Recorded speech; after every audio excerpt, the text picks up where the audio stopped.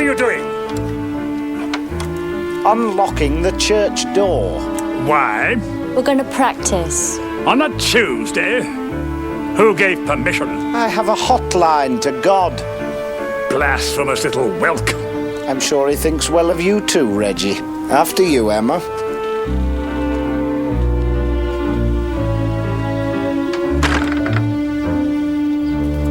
You are, without doubt, the vainest, blatantest, loathsomest serial womanizer in the history of adultery. I thought you was at the cash and carry. So you ain't leaving? No, Greg. You are.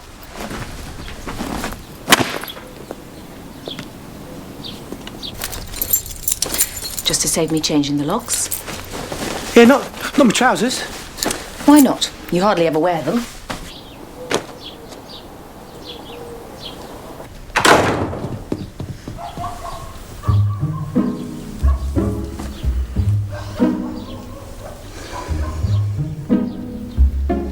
Poor darling. Has the worm finally turned? Why didn't she have a go at you? Because I'm clearly an innocent victim of your lechery.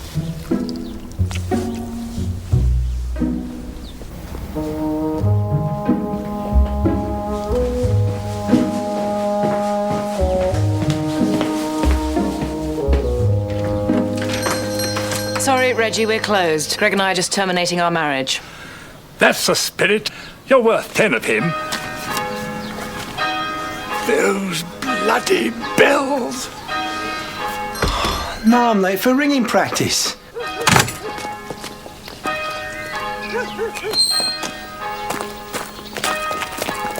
Do come along, Marcus. Sorry. Evening, Reggie. Francis. Still doing it then, Marcus? Bell ringing. It's not a blood sport, Reggie. Be the death of him. Nonsense. Good, healthy exercise. Inhaling dust along with wickedness.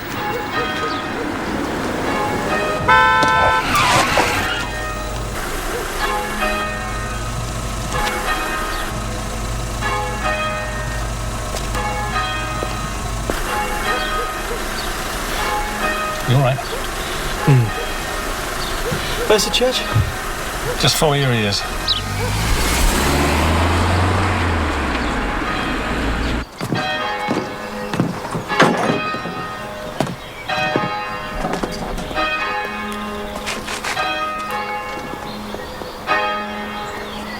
Yes.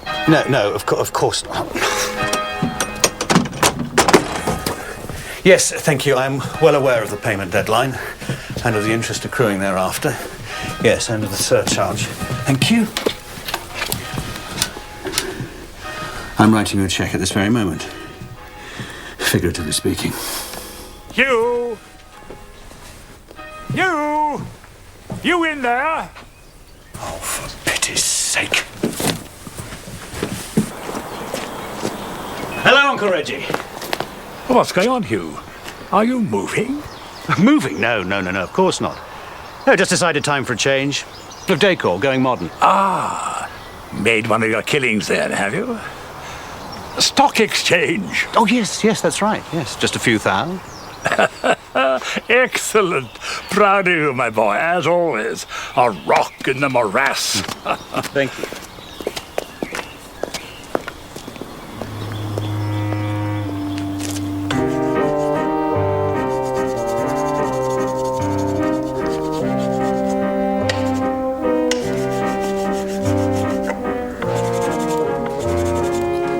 How you doing? Oh, not bad, I suppose, for a novice. She's doing extremely well. Maisie Gooch, parish archivist. My husband, Tom. Pleased to meet you. Have you nearly finished any trials? Oh, I'm so sorry. Bell ringers are law unto themselves, always have been.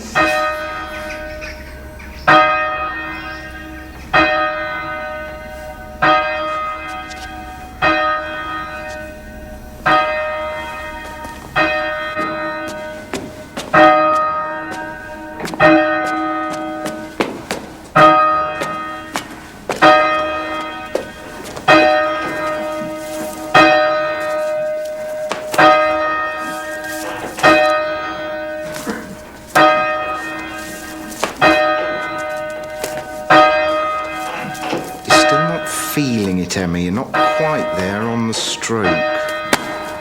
Can I help, mate? No, thanks. It's just leaving.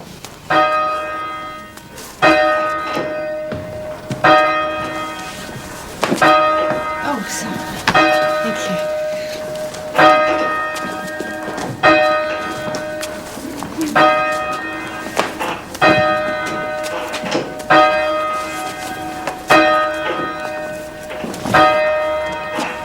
Stand. You're late. You're all late. And what the bloody hell do you think you're playing at, Greg? Did I mention fancy dress? I need a bed for the night. Yeah, well, don't look at Emma.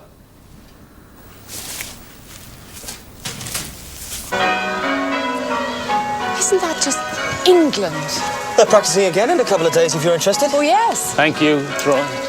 There's a notice in the church. They're getting ready for a striking competition. You'll be in line yourself if you don't shut up. Hey, and guess who else was up there? Head honcho bell ringer. Who? Jobsworth, Peter Fogden from the station. Oh, the maintenance guy? Yeah, he of the cubby hole and the betting slips. He's got a secret life.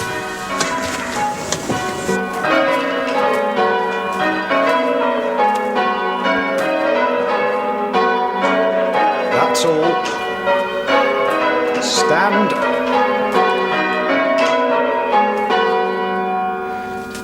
That was crap. Yeah, well, it's you, isn't it? Confusing us all with your calls. Why can't you just trust us? We all know the changes. Knowing's one thing, remembering's clearly another. Look two. Look, 2. Treble's going. She's gone.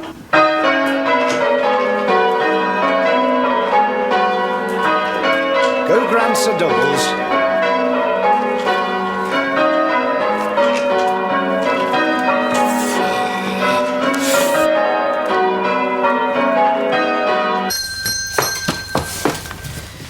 Morning. Morning, Auntie. Is he back? Certainly not. Back is not an option. I dare say he'll fall on his feet. Either his feet or the missionary position. Do you care? Me? Of course not. We mean more work? Less canoodling behind the freezer? Canoodling. Me and Greg? It's a euphemism, Angie. The real word's much shorter.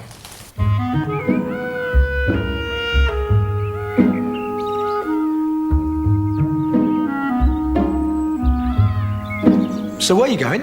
London? London? Yeah, you know, that big place with shops. Having lunch with my husband. So I can stay then? Of course. My bristly bit of rough. Till I get bored with you. Do be sure to feed the dogs.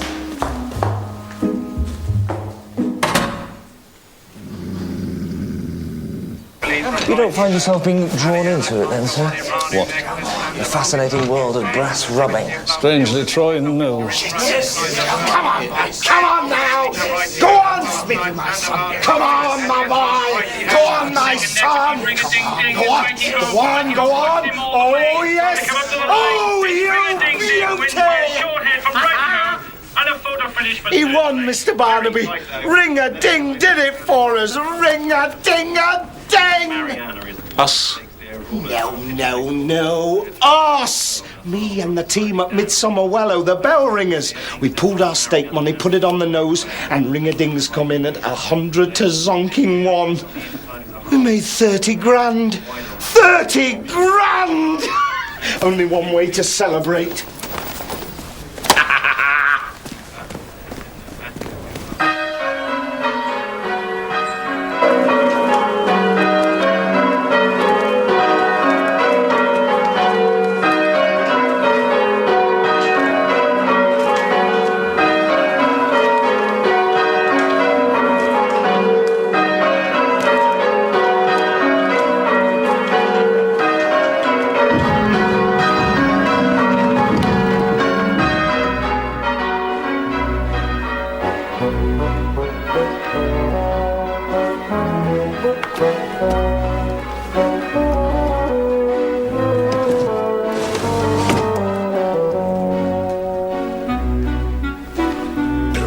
Thomas Wilkes Spitfire.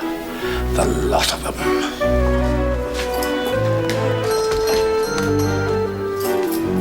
We're closing now here. The pub is open. No, I find your herbal teas far more efficacious.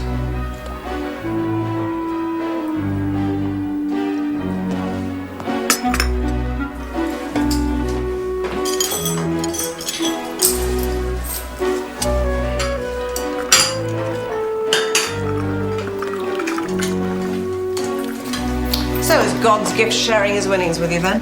I should hardly think so. Why not? Took the stake money from the till in the first place. I saw him. Your till. Your money.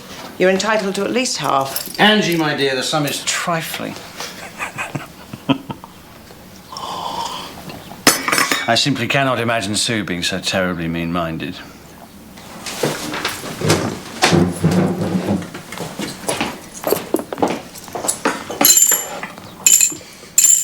Keep the change.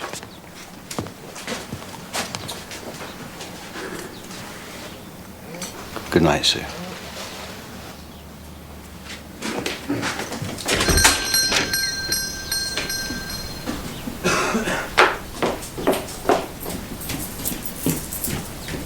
I couldn't spoil it for him, Roz, could I? I'm not accustomed to being kept waiting. Of course you're not.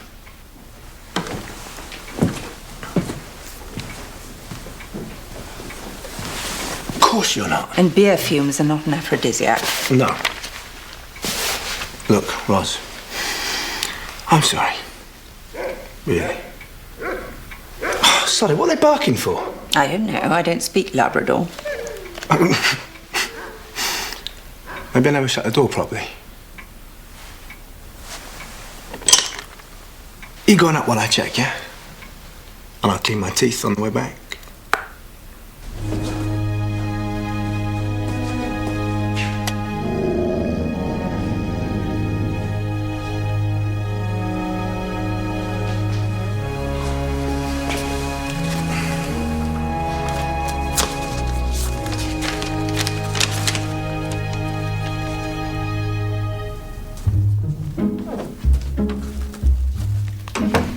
Well? Nothing. No beer fumes, neither. Nothing. No. Trust me.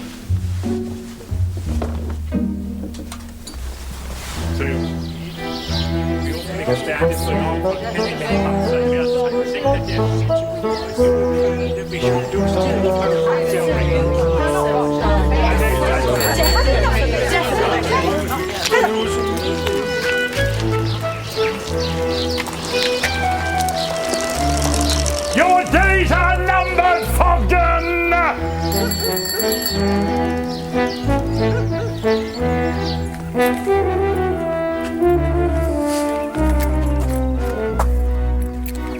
Couldn't use your car, I suppose. No, you damn well couldn't. Only going to Causton. Don't care where you're going. You presume too much, Gregory. You're good, but not that good. Won't keep you waiting tonight. Promise you. You won't keep me waiting again, ever. That much I promise you.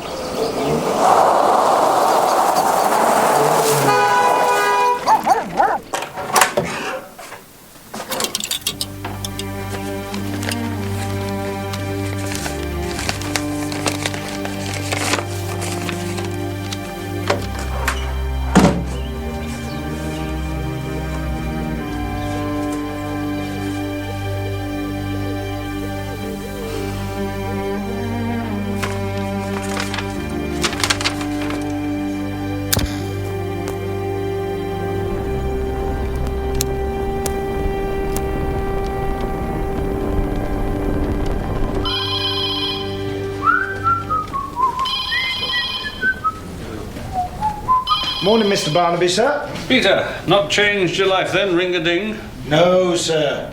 But I take it as an omen for the weekend. The striking competition. Oh, yeah. Midsomer Wellow have never won it, you know. My Uncle Ray called the Victory Peal on VE Day. My Uncle Gordon once had his photo in the Bell-ringing Times. But no Fogden's ever won the striking competition. I'm going to change all that this year. Oh, excellent. Sergeant Troy was telling me how keen you are on the bells. Was he? I said, you're welcome to come along this evening, see how it's done. I think he's already confirmed it with your wife, actually. Troy!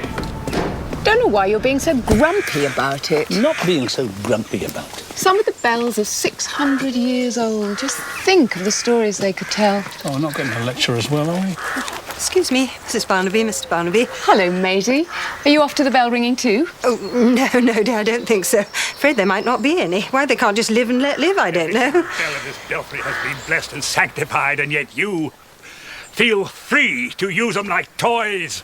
Worse, to celebrate success in the wickedness of gambling. Oh, come on, Reggie. Church bells are an instrument of happiness. They're an instrument of God, and we are here to protect the house of God.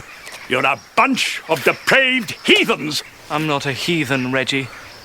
You know I'm not. I'm in church every Sunday. In church, not just bell ringing. Yes, and you're supposed to be a civilizing influence on this bunch of desperados, but you're not, are you?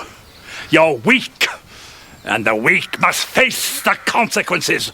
Is that in the Bible too, Reggie? Shift him, Liam.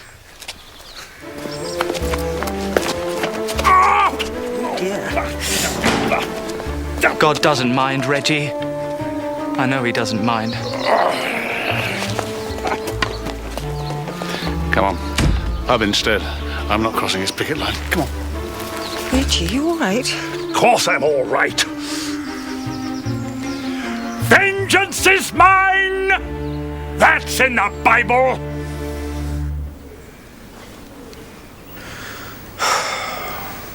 No Greg again. Where's he playing the human hot water bottle tonight? Well, we're not waiting. I'll go double-handed. Raise your bells.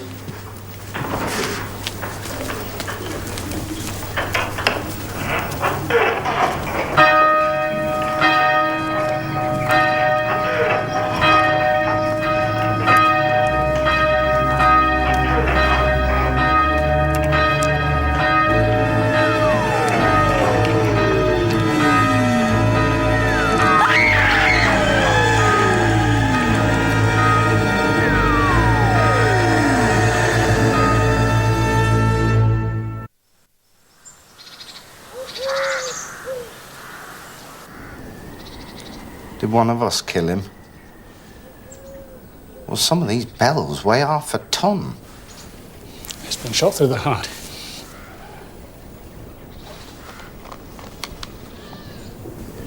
Apparently by someone with a sense of humor.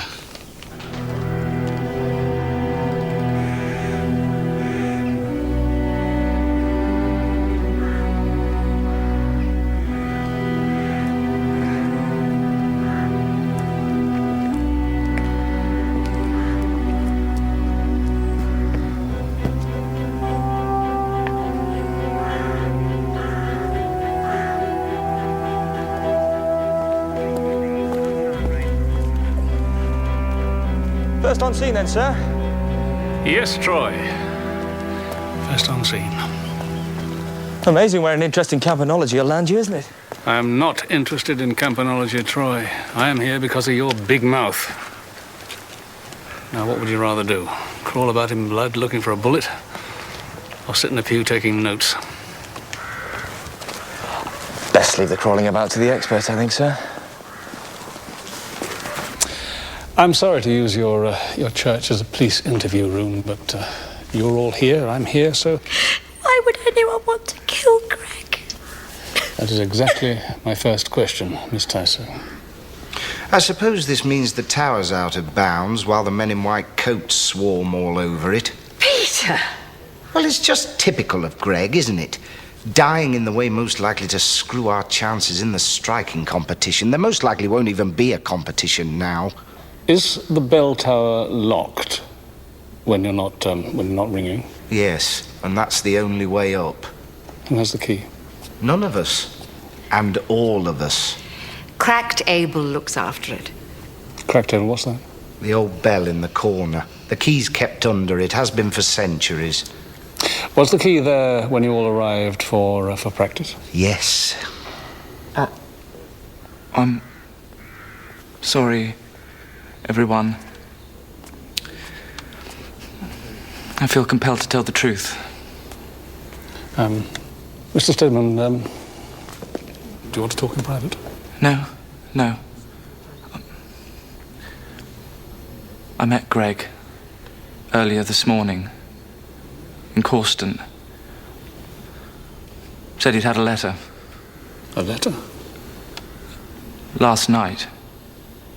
Boasted about it, in fact. As he did. Such matters. And what matters are these? Sex, presumably. He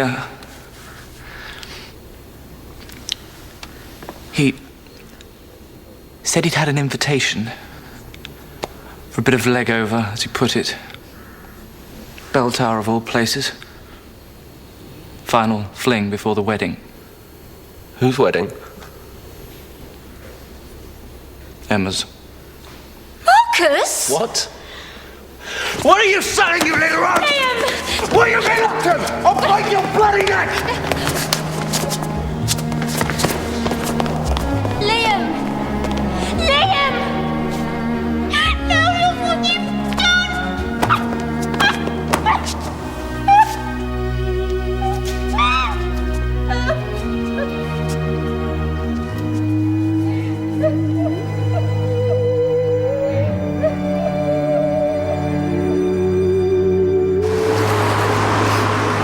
Brass rubbing isn't really a modern activity. In fact, there's pictorial evidence from as early as 1633. Mrs. Gooch, I need to speak to the vicar. Well, I'm afraid we haven't got one. We're in the middle of an interregnum, you see. So who's currently in charge of the church on a day-to-day basis? Well, the parochial church council. Who chairs that? Oh, dear.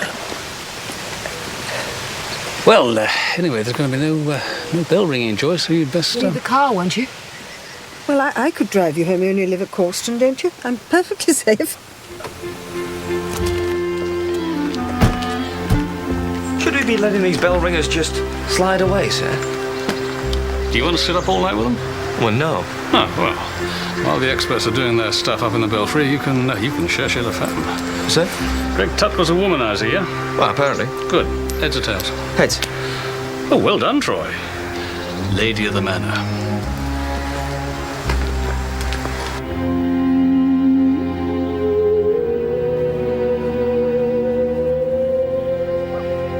Dead? Yes. Well. Could I ask when you last saw him? Oh, must you? This is terribly sordid. If you wouldn't mind. This morning. After breakfast, he said he was going to Corston. He was staying here with you? On a very temporary basis. Here, boys! Woo! I'm between lovers at the moment. Oh, I see. Mr. Tutt had apparently just won £5,000. You wouldn't know what happened to the money? Heavens, no. I've no interest in the stuff. It's very vulgar, especially such small quantities. The other thing is a note delivered to Mr. Tutt last night. He didn't mention it. No. Why should he? Our relationship was fleeting and exclusively carnal. Right. Presumably he left some of his possessions here. Mr. Tutt's clothes? I shredded them after he buggered off to Corston this morning. I do the taking for granted, not the man. It's the only house rule. Anyway, with Greg's sad demise, there's a vacancy in the fleeting and exclusively carnal department. Well, thank you very much, Mrs. Parr. We'll be in touch. I'll look forward to it. You've such expressive fingers.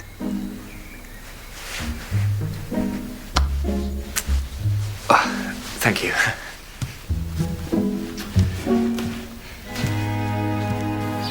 sorry. You must be confusing me with someone who gives a damn. What am I supposed to have killed him for? His winnings? People have been killed for less.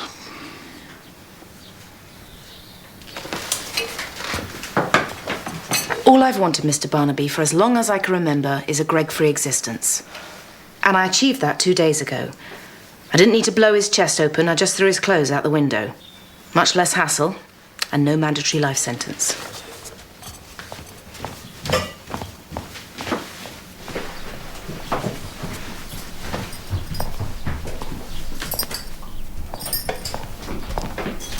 She does care, you know, under the facade. I'm sorry? Angie Blunstone, I work here. Ah, you knew Mr. Tutt, did you? Oh, yes. A real charmer. Magnetic, really. Dangerous thing to be in a village. Why's that? Well, big fish in a small pond leads to jealousies and small minds. And they don't come much smaller than the Ding Dong Brigade, believe me. I've rung bells in various places.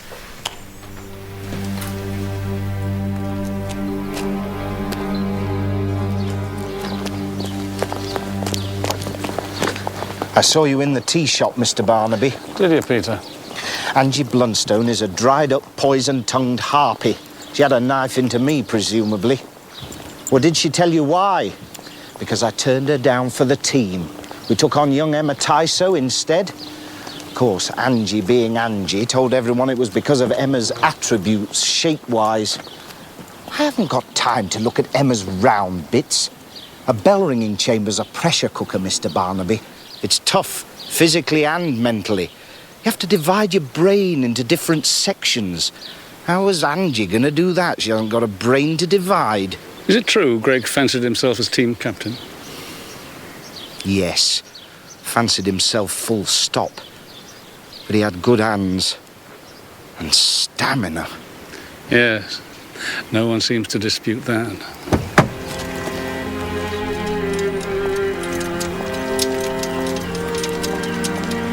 Liam, I never sent him a letter. Why should Marcus make it up? Marcus of all people. I don't know. I'm not stupid. I've seen the way Greg looked at you. It's not my fault. You look at me. Wedding's off. Liam? You heard? It can't be off. My mum's done all the cooking.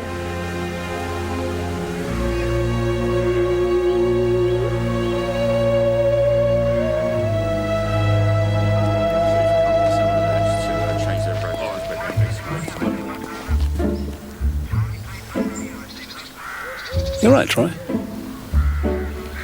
He cut up his clothes. Shredded him. But these are Greg Tutt's clothes, are they? Do you have them? Didn't have a bag, sir. I think you'd better call it a day, don't you? See you at the station. First thing tomorrow morning.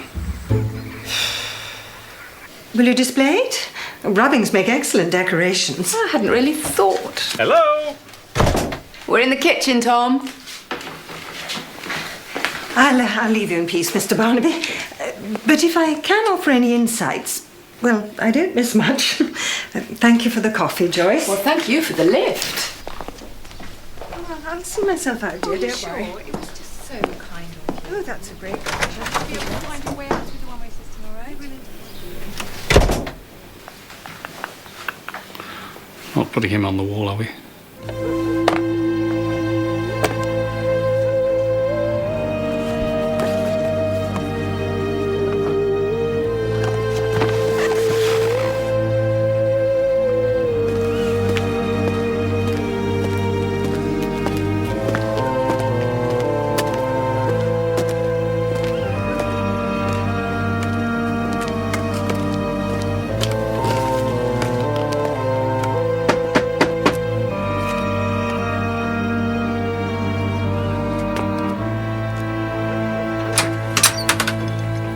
Uncle Reggie.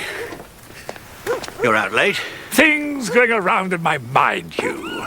Wanted to share them with you.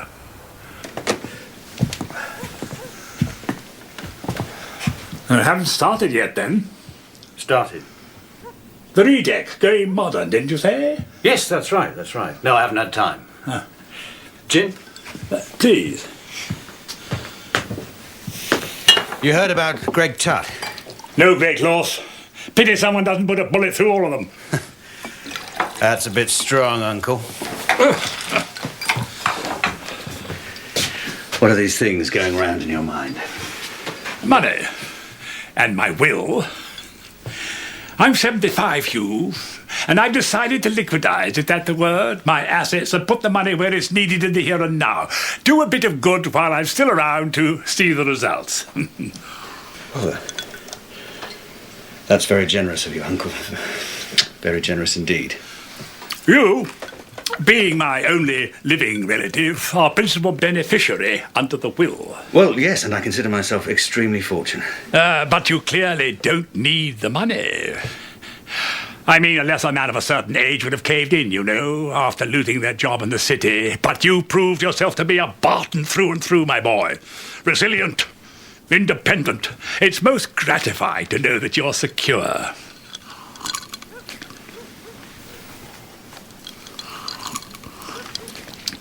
Which means my own humble nest egg can be put to a different use. And with the bishop letting our church go to rack and ruin under the spineless pretext of lack of funds, well, what I've got put away would cover 90% of the cost of restoration. The proviso will be that the other 10% must come from the sale of the bells. No sale of bells, no 90% from me. I have it in my power, Hugh, in one fell swoop, to save the church and put an end once and for all to that sacrilegious racket. There, what do you think of that? Good. We'll sort out the paperwork ASAP then. Yes? ASAP, Uncle. ASAP. Good fellow.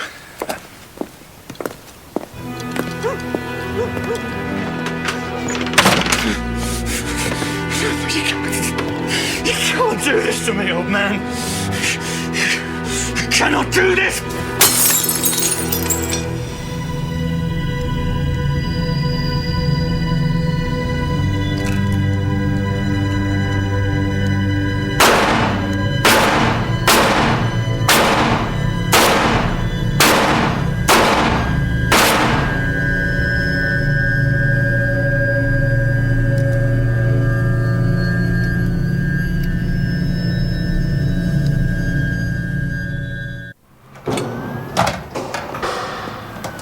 Sir?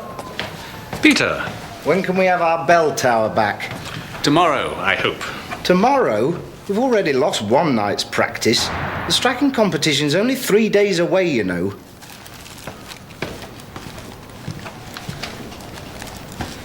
Doesn't occur to you you're being just a tad insensitive, does it? Anyway, where were you prior to yesterday's inconvenient event? Home, with Clapper. My cat.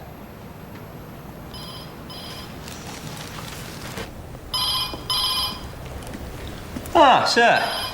How are we doing, Troy? Recovered from whatever was ailing us? Up and running, sir. Greg Tutt's belongings. Any joy with that? Nope. Socko have pronounced it clueless and print-free. Oh, it's down to me then. No, it's not entirely. Troy, look. We now also have the bullet. Fired from a revolver, an Enfield revolver, .38, standard issue during World War II. Oh. Next stop, Wing Commander Reggie in that case? Yeah, I suppose so. It's the people contact that makes police work so rewarding, isn't it, Troy? But, first things first, you astound me. Well, no sign of Tutt's winnings, the £5,000, but there is a cheque for 100. I've pieced most of it together. Made out to Rosalind Parr. Haven't found a payer yet. But there's this as well. I see. This and the torn-up cheque were in the waste bin under all this lot. Worth testing, I think, in case it's the letter from Emma Tizo. The alleged letter, Troy. But yes, get it down to the lab straight away. Sir. Sir? Yeah? If a return visit to the manor house is required... Oh, it will be, Troy. If your burnt offering gives us anything. Well, perhaps you'd, take it on. Senior officer and everything. Carry more weight. All right. Yeah, all right. You take the wing commander. Emma! Emma! Emma. I want to say sorry. Here? Yeah, why not here? I love you, Em. I've been lying awake all night, thinking about that scumbag Greg. I know you never lied to me, Em. And I'm sorry I ever thought otherwise. Let's still do it, eh? Let's not waste your mum's sausage rolls. Liam.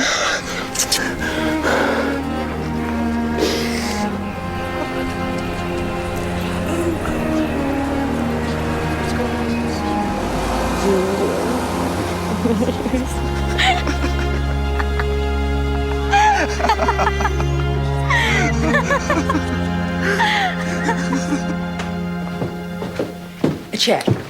Yes, for £100. Ah, that was from Hugh Barton. A small outstanding debt. Thank you.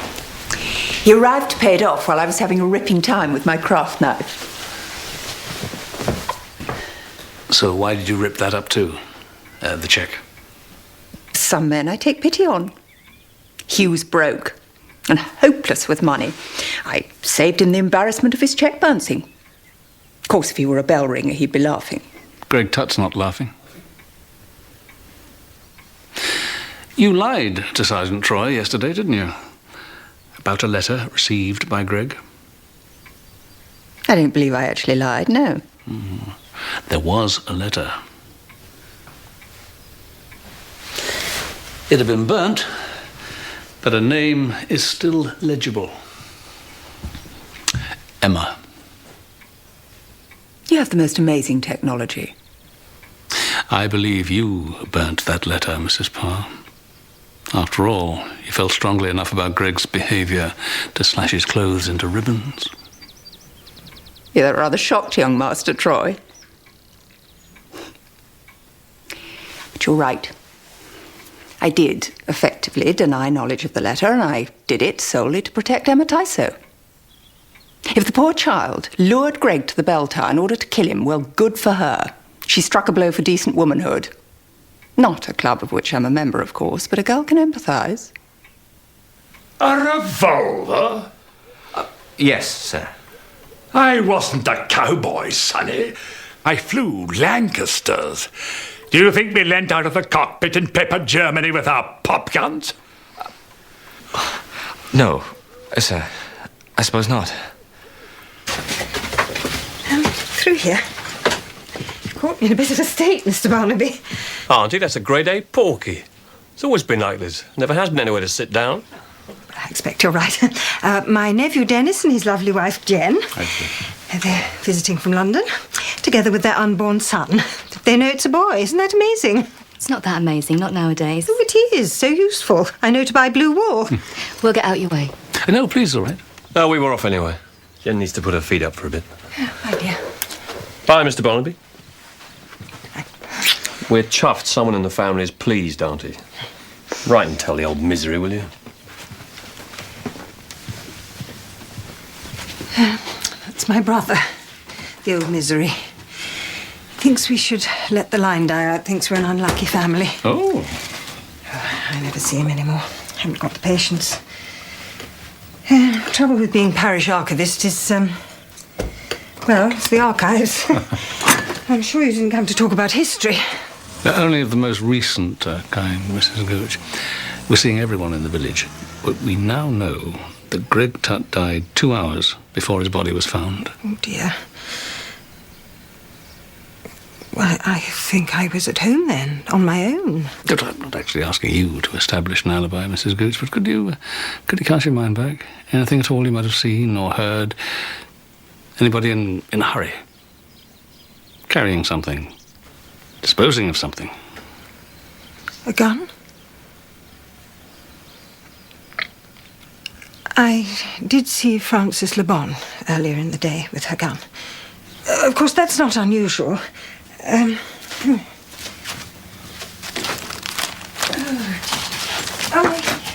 Yes. She won the Inter-County Championship in 1964. I intend putting it in our village Hall of Fame when I get round to mounting it. Yes, I was a seriously good markswoman. Gave me a certain street cred when I was teaching. My husband was a much better shot. Oh, you still keep your hand in, I see.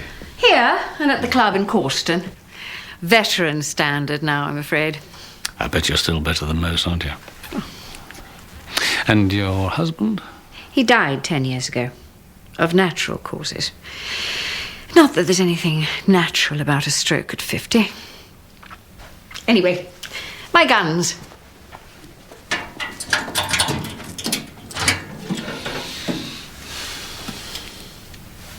All present and correct. And you'll find me fully licensed, registered and approved. I'll have to get those tested. But they're just sporting pistols. Not lethal weapons.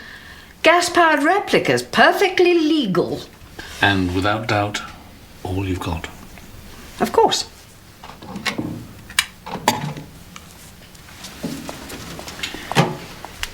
You haven't lent them to anyone recently, have you? I'm a sportswoman, Mr. Barnaby. Not an armourer. No. I believe you're pro Peter Fogden as bell-ringing captain? I am pro Peter, yes. He's a perfectionist, I relate to that. I'd like a receipt, please. Oh, yes. Yes, of course. Maisie didn't tell you then?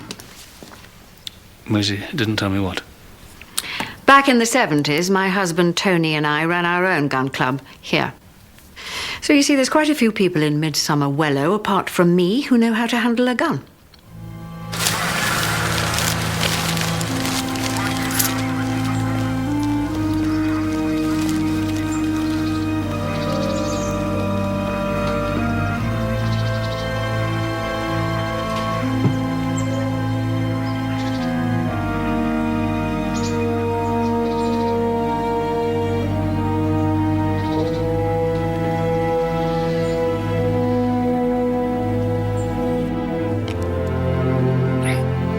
I love you, Em.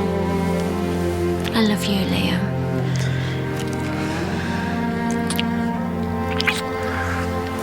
Sleep well, eh? Not as well as I sleep tomorrow night. No sleep tomorrow night. Honeymoon.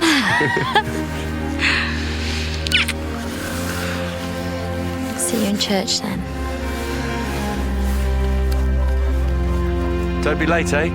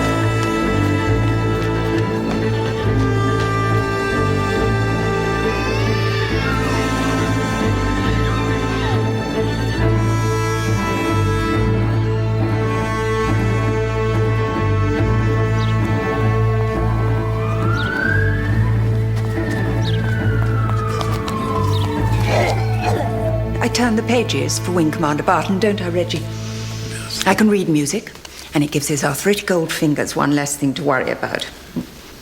And neither of you saw or heard anything? I told you, I heard the bang. I was coming to investigate when you came charging in. We were still in the vestry putting the music away. I saw no one else. Mr. Barnaby, I'm told you wish to see me. Yes, Mrs. Gibson, thank you. As the local historian, I was hoping you might be able to enlighten me. Inspector, can we move now? Yes, you can, but not far, please. How awful. I think you'll find it's a local corruption of the traditional rhyme, Mr. Barnaby. It's well known here, or was. Come with me. The well's over there, or was. It's been disused since 1860. The then vicar, God rest his soul, was murdered, and his body was dumped in there. Allegedly by bell ringers. He's actually buried in the churchyard, of course. Hence, vicar's in the well.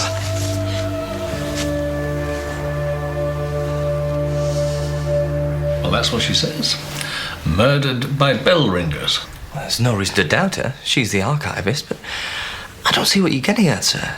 Are you saying Greg Tutt and Emma were shot because they're bell ringers, picked off in revenge? By the phantom vicar of St. Catherine's risen from his watery grave. Now try not saying that. There isn't even a full moon at the moment. Yeah, all right.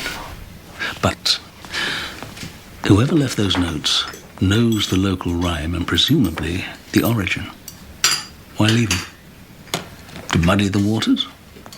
Or is there some other agenda that links Greg and Emma?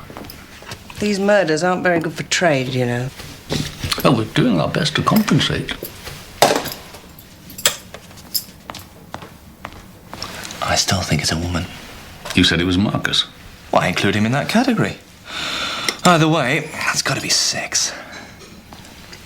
Greg the womanizer, Emma his latest squeeze or intended squeeze. Several noses out of the joint. But it can't be Liam. Not this time. Well, maybe the second murder's been made to look similar to the first, but isn't actually related. Oh, don't say that, Troy. Not two killers. Far enough away from catching one.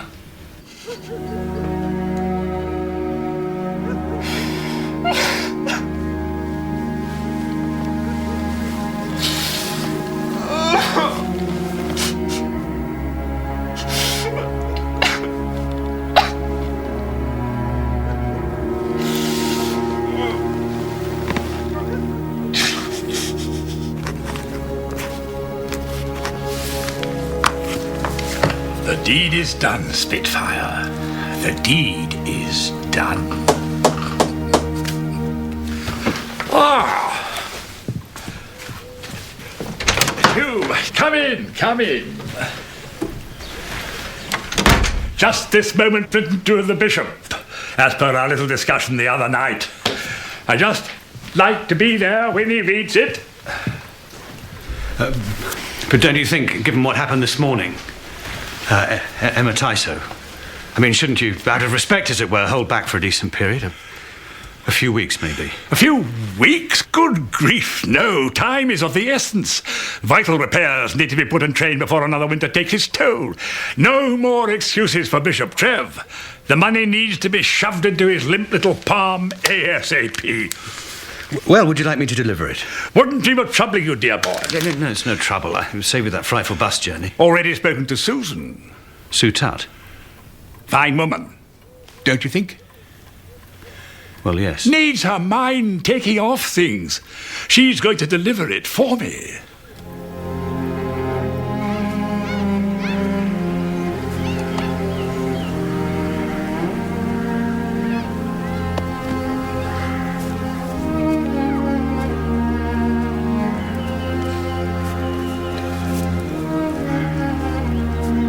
She was a great girl. Loved life. Loved bell ringing. I'm sure she wouldn't have wanted you to jack it in, Liam, not with the competition coming up. She'd want you to carry on. For her sake, eh?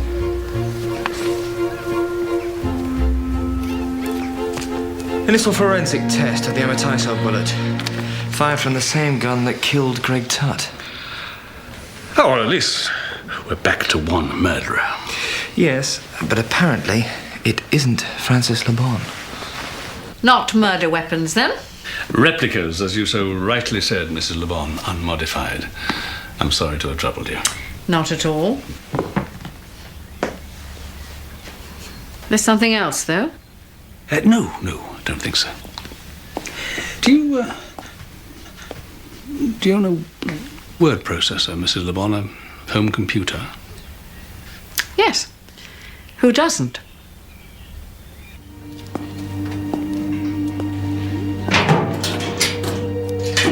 You should have told him.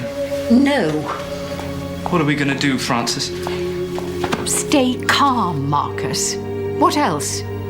If you don't stay calm, you'll have a panic attack, and that will bring on your asthma. And you don't want that. Emma is dead. But you are still alive.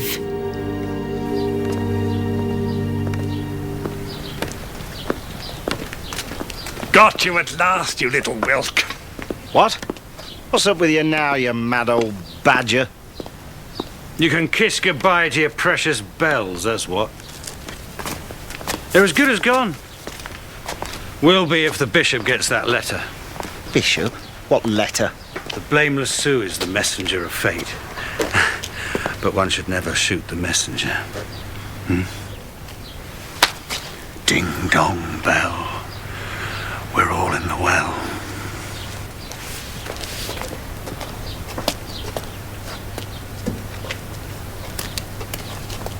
You? Oh, thank God for that. I thought he was going to try and come in here. Where's Sue? What's this letter? Mind your own business. We're closed. No, you're not. Sue's laying on supper for the team. You haven't got a team. Well, you haven't. All right, Peter. I've done you ham and cheese and a bit of quiche. Thank you, Sue. What's this letter Hugh's on about? Oh, you'll have to ask Reggie.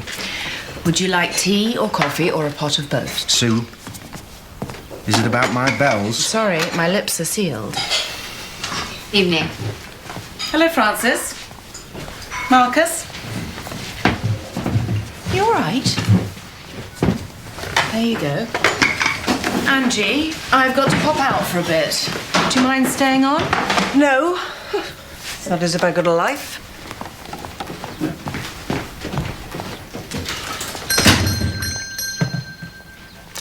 Right. First things first, show of hands. Do we slink away from the striking competition, thus forfeiting home advantage and our best ever chance of winning it? Or do we celebrate the lives of the departed Emma and Greg by battling on and giving it our best shot? Is that an abstention, Marcus?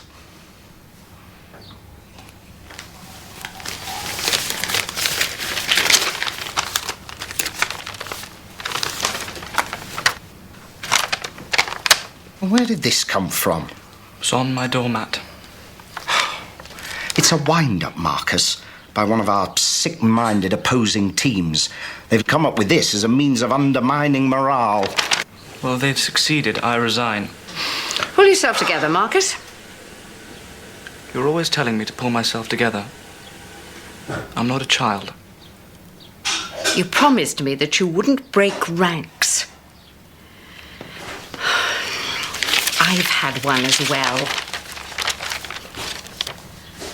Well, there you are. It's obviously mind games, Marcus. And when a bell ringer's mind goes, so do his hands. All right, we're 2 down now. But we still have options, don't we, Angie? Beg your pardon? Well, now's your chance. Fulfill that ambition. Take Emma's place. Go piss up a rope. There's no pleasing some people. OK, option B. Still 3 of us, 6 bells, double-handing all round. Oh, come on, Peter. You may be the king of double-handing, but the rest of us can't get anywhere near it. We've tried, remember? The wedding. Then we'll try harder.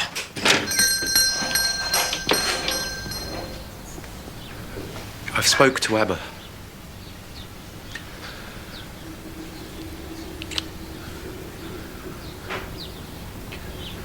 She wants me to carry on.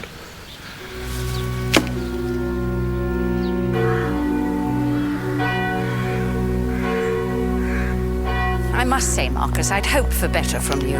Liam's anguish is real, but yours is entirely self-manufactured, and yet he's prepared to carry on. What's that? You heard what I said. No. What's that? That noise. It's the passing bell. Marcus, we do not ring the passing bell in Midsomer Wellow. Tolled to announce an imminent death. I know why it's tolled, but not here. Not in my lifetime, anyway. Come on. What else is it then? It's coming from the church. Is it? Well then, we'd better find out, hadn't we?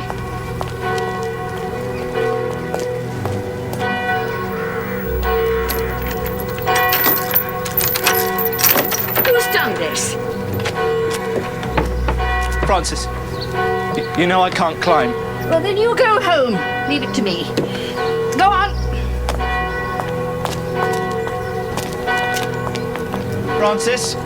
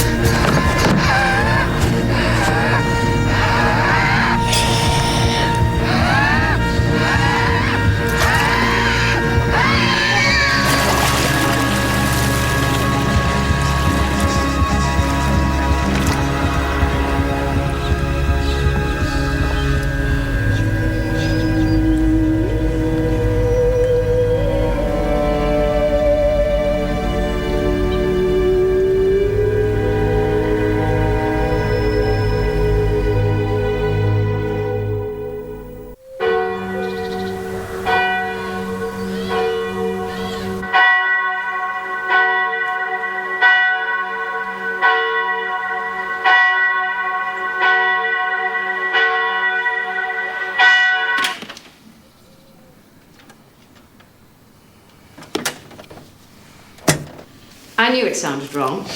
That's what I found when I got here. And you arrived soon afterwards, did you, Peter? Well, yeah, we'd finished at the cosy kitchen. I was on my way home, like Francis and Marcus. But you didn't see Marcus? No, I came the other way. Got here just after Francis, just as she switched it off. I shouldn't have left him. I shouldn't have gone striding off like that. He was a grown man, Francis, and it was an accident. No one shot him. How do you know it was an accident? He got the next line, didn't he? Who put him in? And what did I do? Bully him as usual. And now he's dead in a ditch, the poor little son. Midsomer Deverill, that's who should be rounded up. What? I wouldn't put anything past them. They're that desperate to win the competition. The only one that desperate to win is you. Meaning? Nothing. Meaning? Meaning nothing. Peter, this is stupid. Rival teams do not kill each other to win some silly, bloody competition. Silly? You're as bad as that bastard Greg Tutt. Competition or no competition, it does appear that someone is targeting bell ringers. Well, if they are, I'm next. In the same time as poor Marcus is.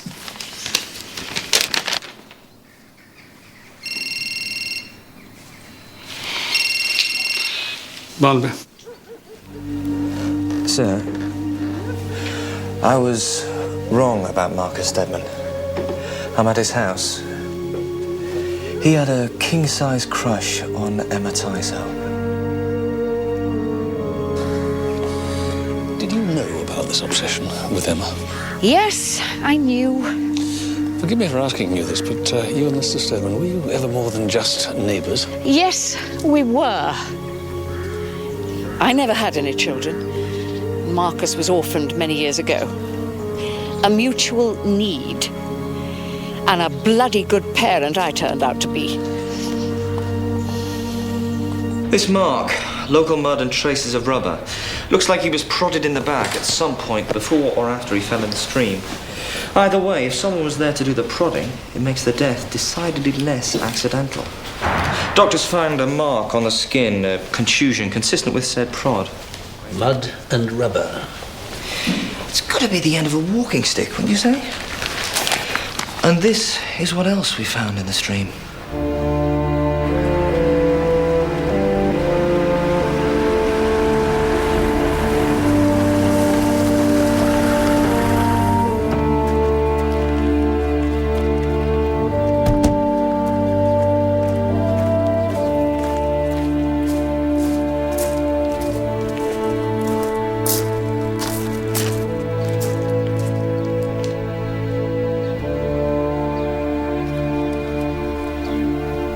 Wing Commander Barton? Upstairs, sir. Thank you.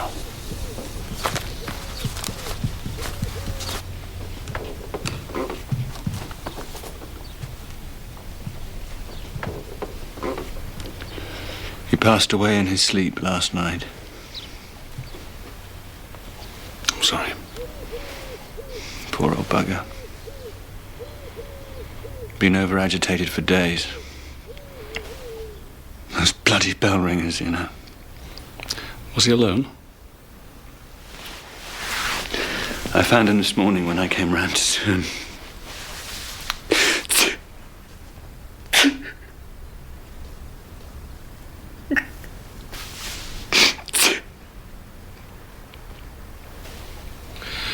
This has got to be an inappropriate time, Mr. Barton.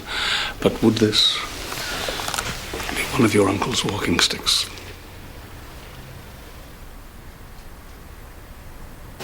I underestimated you, Sergeant.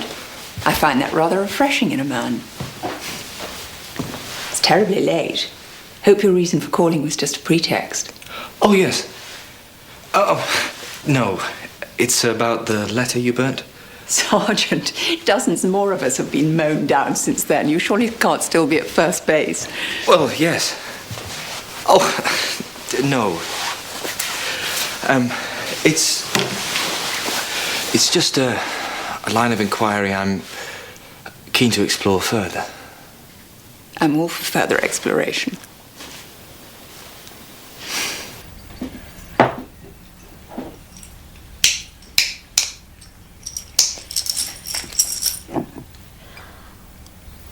You're more scared than you'll admit, aren't you? Scared? No. Not scared. Guilty.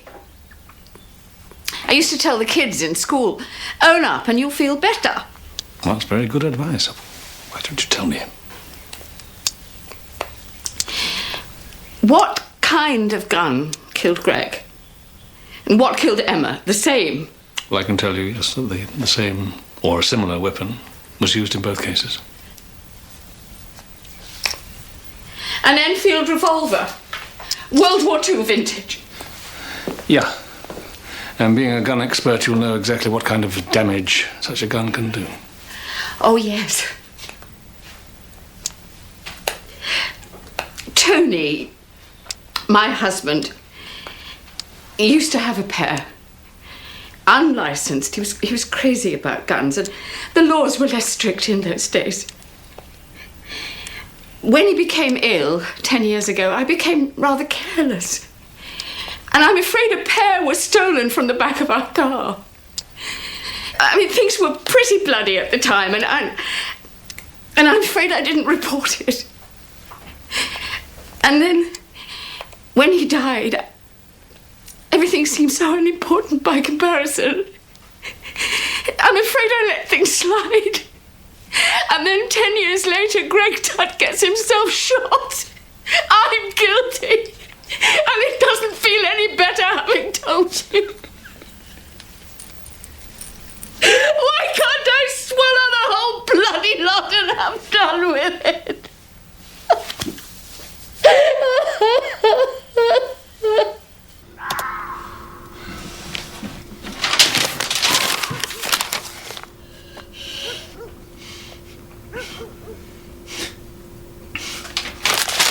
No.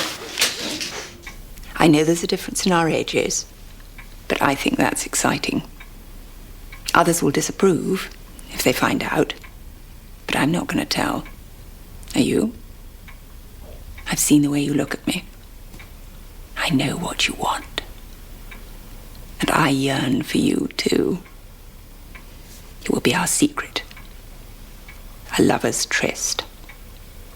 Signed Emma. Well, printed. It was all printed. Be surprised if she could actually write. But Greg wasn't interested in her literary skills, was he? I yearn for you too. Does that sound like Emma? A lover's tryst. Would you have known what a tryst actually was? I'm not making it up, Kevin. No. But someone else did it.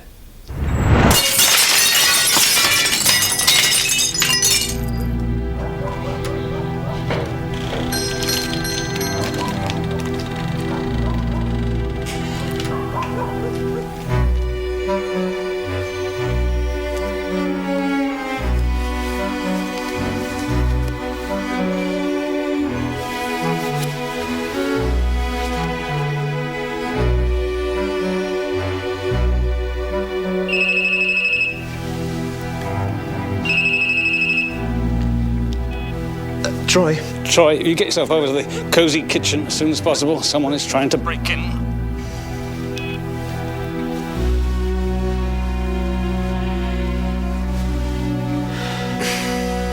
Sorry. Mrs. Tyler, you're still there. He's got the door open. Get yourself upstairs. Lock yourself in.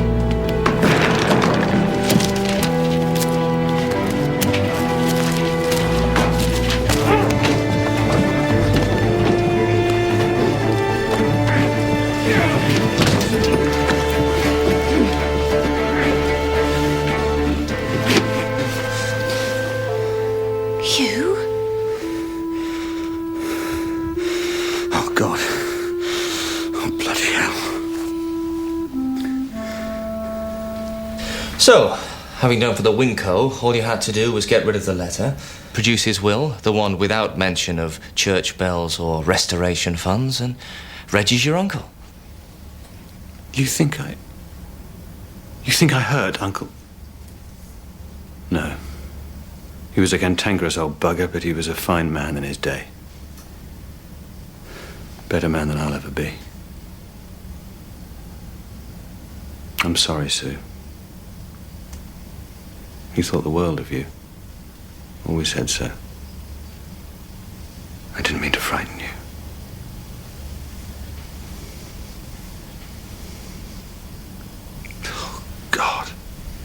If only he'd known I was up the creek without a paddle, he'd never have written that letter.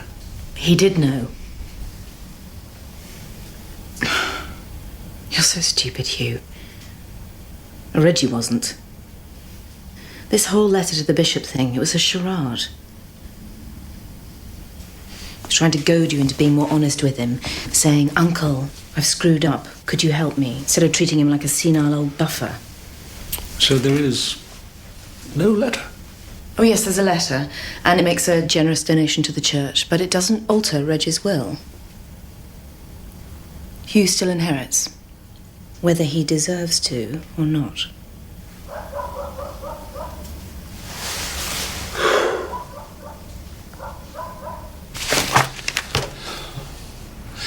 I think we're back to square one. First base. At first base, Rosalind, Mrs. Parr, doesn't think we've got beyond that. Oh, really? And does Rosalind have anything else to say? Yes, actually. She remembers the letter Greg received verbatim. I'm sure it didn't come from Emma. It mentioned a lover's tryst. How very appropriate. I'd say someone with a good education wrote it. Good English. A bit old-fashioned? Well, that narrows it right down, doesn't it? To just about everyone in the village, don't you think? Anyway, back at first base, we have Greg shot. Probably with a handgun stolen from Francis Le Bon some 10 years ago. Allegedly stolen.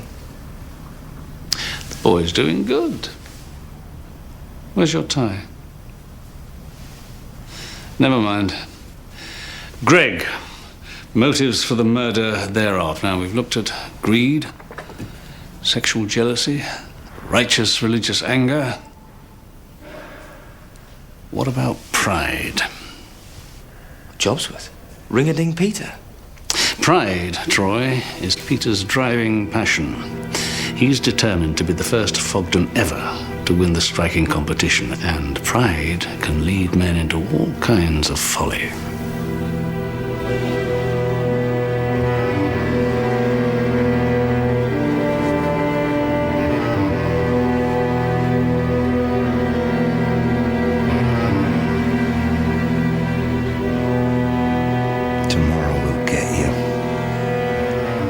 We'll get every bloody one of you.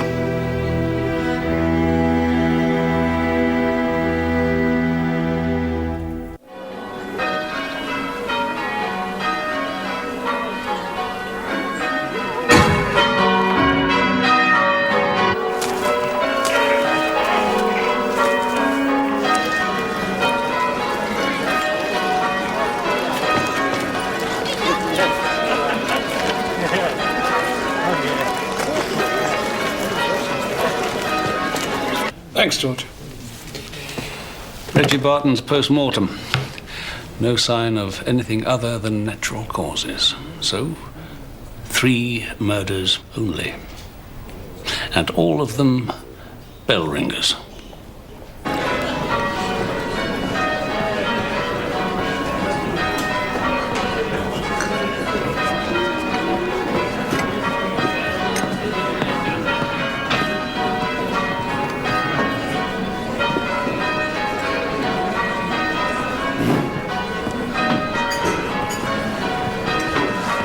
You hear that?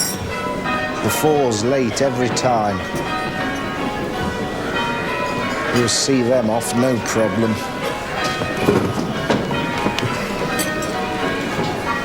This Peter theory, sir. If it's a pride thing, why blow away half your team? Why not wait until they win first prize, then top the mutineers? Because Peter thinks he can do it with the other half, the strongest 3. In which case, Francis Le Bon is on borrowed time. So? So, I want you to take advantage while Peter is otherwise engaged. And I take a trip into history, Vickers in the Well.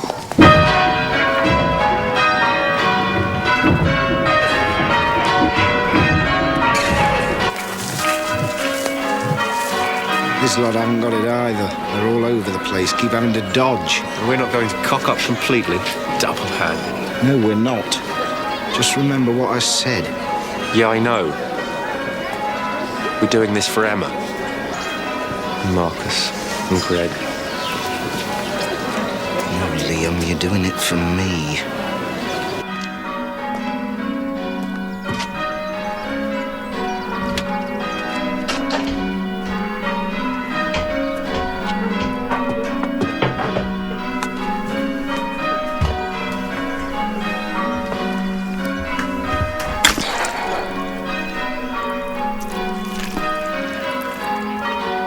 Ah, here it is. Just like Maisie said. 1860. The new vicar at Midsomer Willow came into conflict with the bell ringers. Tried to force them to attend church services. Had their cask of beer removed from the ringing chamber. Beer? Seems like the Reverend Jonathan Ebrell disappeared one night after a stand-up row with the ringers, and his body was found the next day in the well. Although there is little doubt that the bell ringers were responsible, the constabulary met with a wall of silence. Nothing new there, then. Take a look. Thanks. Just do us a favour, take a look in the local phone book, just in case there's an Ebrell still about.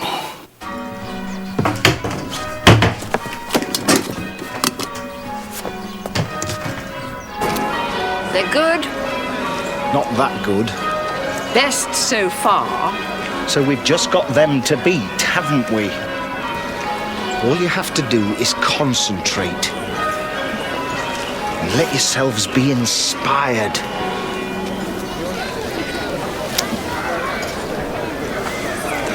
We're on.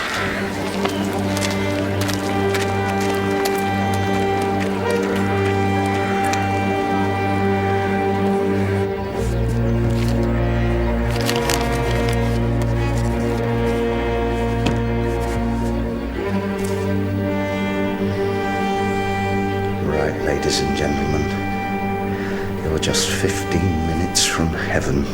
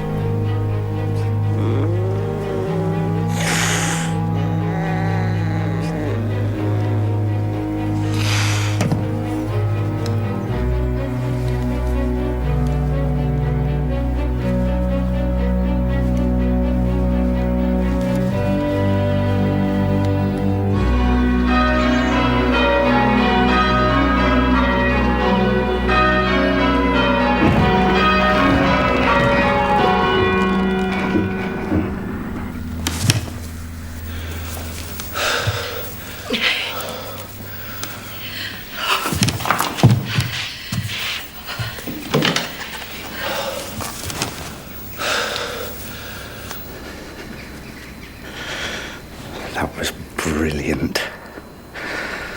Bloody brilliant. Barnaby. Sir, guess what I found in Peter Fogden's sideboard? An Army-issue Enfield revolver. Will you put it back where you found it and get out of there now? I'll be right over. Ladies and gentlemen, The tradition of bell ringing is alive and well in England's fairest county. Our congratulations to all 6 teams on the standard of their effort. However, at the top of the pile, tied on 22 points, we have Badger's Drift and Midsomer Deverill.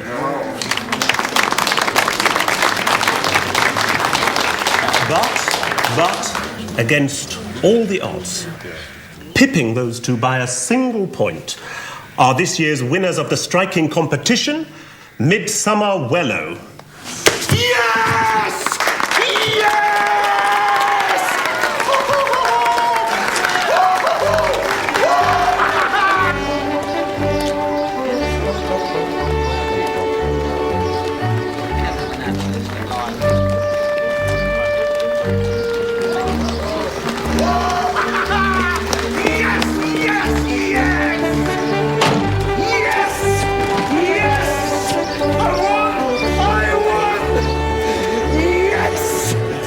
I did it, Mr. Barnaby. I knew I could. We talk somewhere else, please, Peter. What? I need to talk to you now.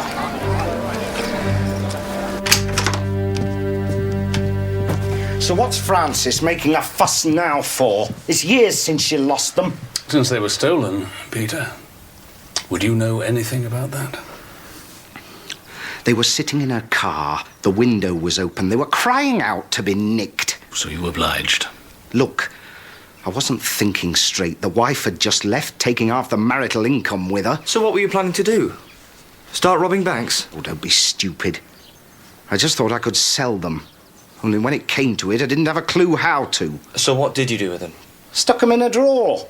Worked overtime, paid off the mortgage, forgot about them. They're still there? Yes. But I think we'd better take a look at those guns, don't you?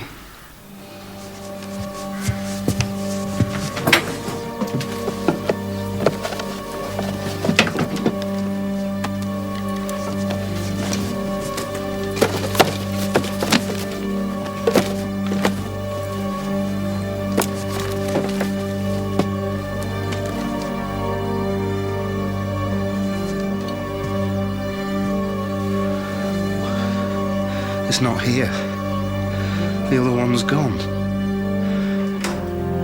Hello? Maisie? Anyone at home? Hello? Oh, I was looking for Maisie. That makes 2 of us. I'm her nephew from London. Right, yes. I'm Joyce.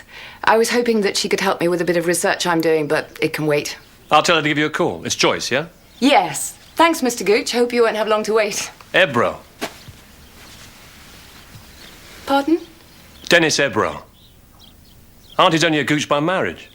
We're Ebrels by birth. So who might have had access to this house in, say, the last few months? Loads of people. This is a village. I don't even bother to lock the door half the time. Excuse. So when was the last time you checked the guns? I told you, I don't know. Years. Dennis Ebrel? Yes. I checked in the phone book, but there are no Ebrels in Midsomer.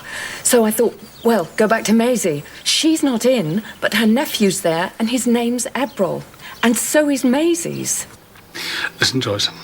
Don't wait for Maisie. You go straight home. Do you understand? Okay. Peter, don't leave the village. Troy, bring that gun.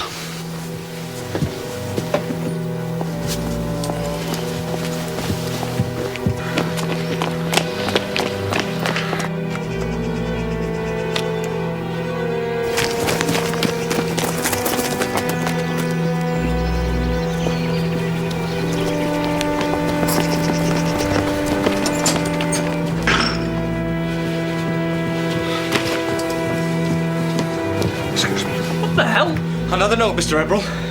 Who pulled him out? Is that where we've got to? Dear Auntie, can't wait any longer. We'll ring to let you know we got him safe. Look after yourself. Dennis. That took me half an hour to type. Don't...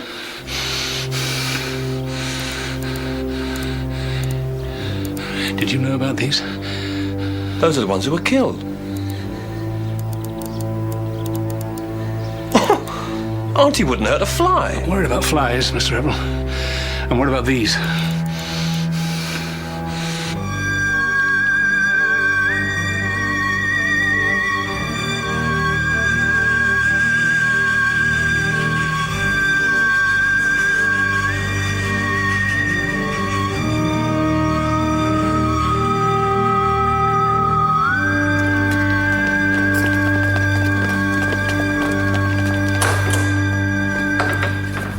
What did Barnaby want with you? Sod Barnaby, we're gonna celebrate. Do we have to? I'm knackered. Oh, yes, my son. Yes. This is better than ring-a-ding 1,000,000 times over. This is as good as it gets. And it's the last thing I'll ever ask of you. Either of you. I promise. There's nothing else to live for, really.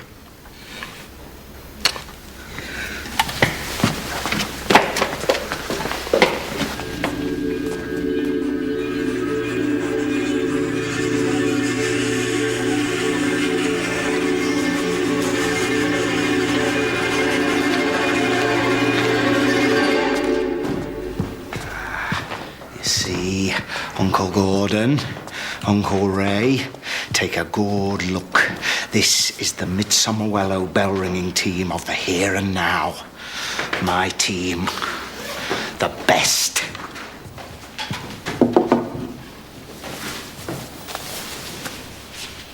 Ringing up.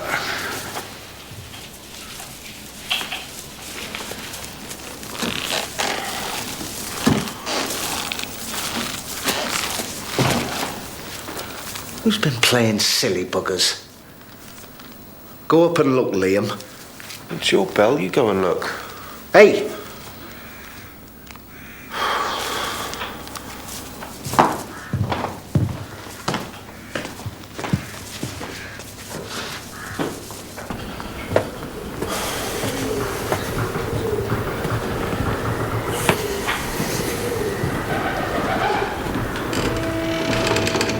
You're trying to kill me, Fogden.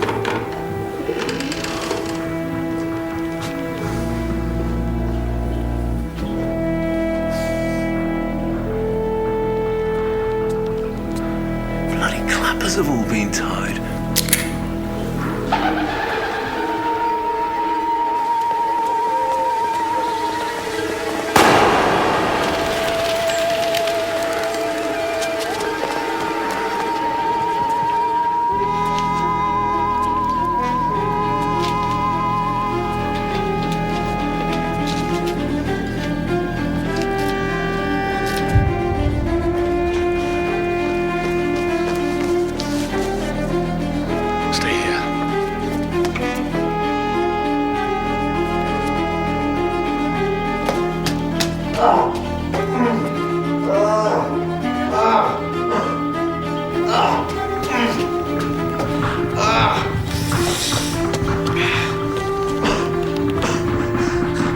Careful.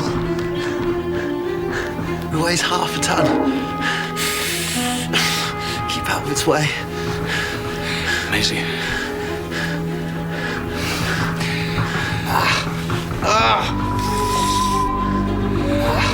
If you wish to say a brief prayer, Francis, you have time. But I've done nothing to you, Maisie. Nothing ever.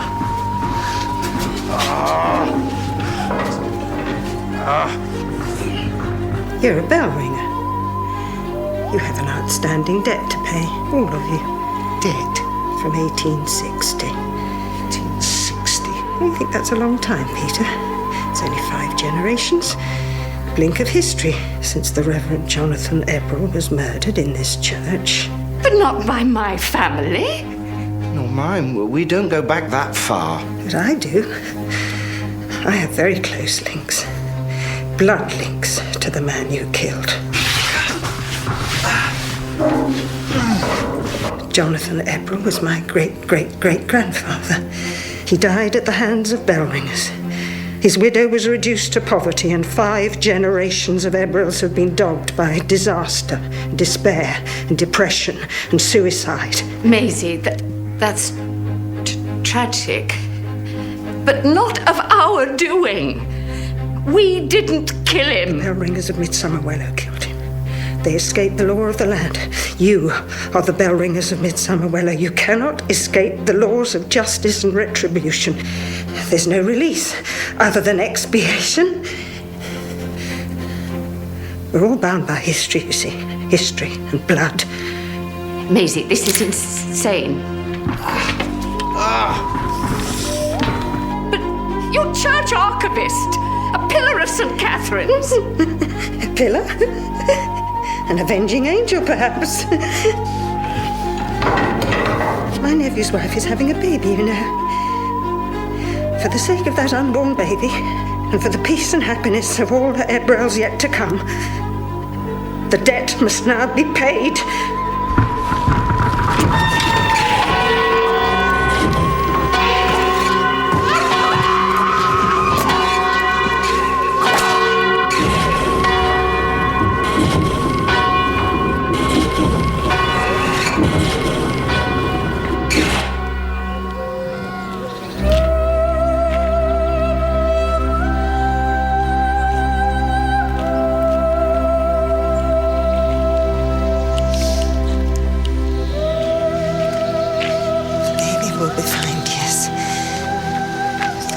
Of our family blood have been avenged. I think I've done enough.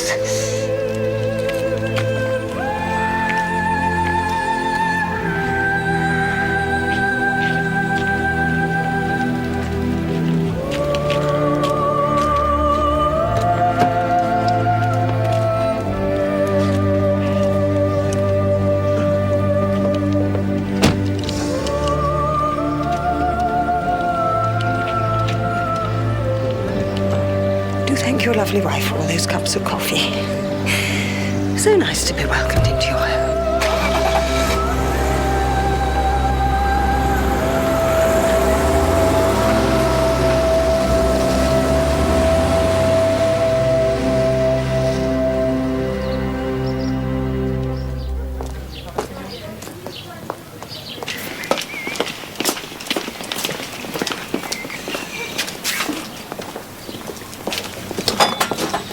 Troy! Need an ambulance? Oh, I shouldn't think so. It is only your face that's damaged, isn't it? I'm fine, sir. Just fine. Mr. Barnaby, Yep. cup of tea? Oh, thank you. Just put a dash of brandy in it. You're wasting your time, you know. She's completely off men. Understandable. All things considered. Look, I know you've got much more important things to deal with. But about the pathetic attempt at a burglary, I don't want to pursue it. Besides, with a bit of training, the arch criminal could make a very decent pastry chef. Just needs a proper job and a bit of sensible financial management. You mean the right woman? I'm willing to risk it.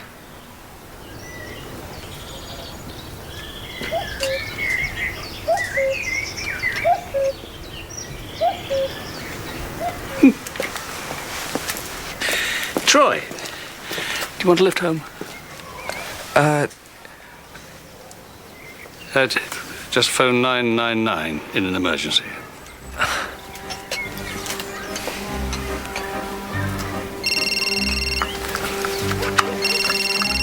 Barnaby.